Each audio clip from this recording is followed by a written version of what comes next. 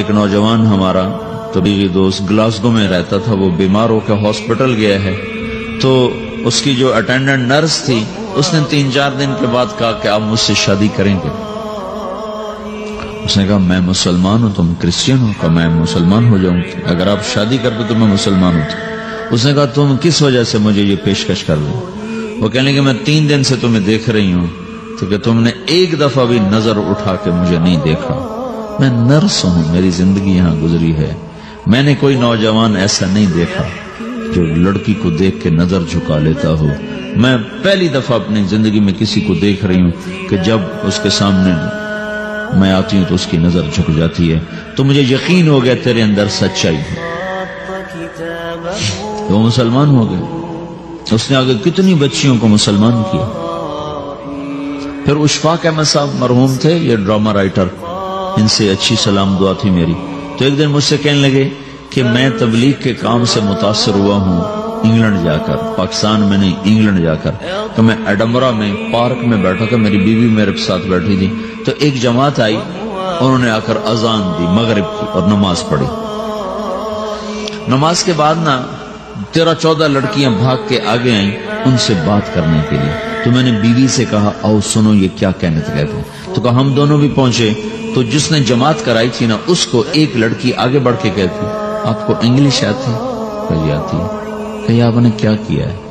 کہی ہم نے اپنی عبادت کی ہے۔ تو لڑکی کہنے لگی آج تو اتوار نہیں ہے، تو اس نوجوان نے کہا کہ جی ہم دن میں 5 دفعہ کرتے ہیں، صرف اتوار کو نہیں، روزانہ 5 دفعہ۔ وہ لڑکی کہنے لگی یہ تو بہت زیادہ ہے، آپ اس کو کیسے نبھاتے ہیں؟ تو اس نے اس کو جواب دیا، 2-3 سوال اس نے اور کیے، جواب دیا، تو کہنے لگی اچھا بہت مہربانی، اس نے سے ہاتھ بڑھایا آگے ملانے کے لیے نا، تو وہ نوجوان کہنے لگا میں آپ سے معافی چاہتا ہوں، میں آپ کو ہاتھ نہیں ملا سکتا۔ تو اس لڑکی نے کہا کیوں؟ کہ یہ ہاتھ میری بیوی کی امانت ہے اور کسی کو نہیں لگ سکتا۔ تو لڑکی کھڑی تھی، وہ زمین پہ گر گئی، صرف اس بہت وہ زمین پہ گر گئی، کھڑے کھڑے وہ زمین پہ گر گئی، اور وہ بچوں کی طرح رونے لگی پھوٹ پھوٹ کے، اور کہنے لگی وہ لڑکی کتنی خوش قسمت ہے جس کے تم خامد، کاش یورپ کے مرد بھی ایسے ہی ہوتے۔ جس رب نے نفسیات بنائی ہے وہ اگر کوئی عورت کپڑے اتار دے تو اس کی نفسیات بدل جائے گی، چاہے وہ مغرب میں پیدا ہو چاہے وہ مشرق میں پیدا ہو۔ عورت کی نفسیاتی حیا ہے اور وفا ہے، کسی وفادار کی تلاش ہے، تو وہ اس کو پتہ بھی نہیں ہے کہ مشرق کا حیا کیا ہے، لیکن وہ اس کو اللہ نے عورت بنایا ہے، اس کے اندر کی وہ نہیں مر سکتی چیز۔ کاش یورپ کے مرد بھی ایسے ہوتے۔ اور آنسو پوچھتی ہوئی وہاں سے اٹھ کے چل دی۔ تو اشفاق صاحب مرحوم کہنے لگے میں نے اپنی بیوی سے کہا بانو آج وہ تبلیغ ہوئی ہے کہ لاکھوں کتابیں بھی چھپ جاتی، وہ کام نہ ہوتا جو یہ نوجوان اپنے عمل سے کر لیا۔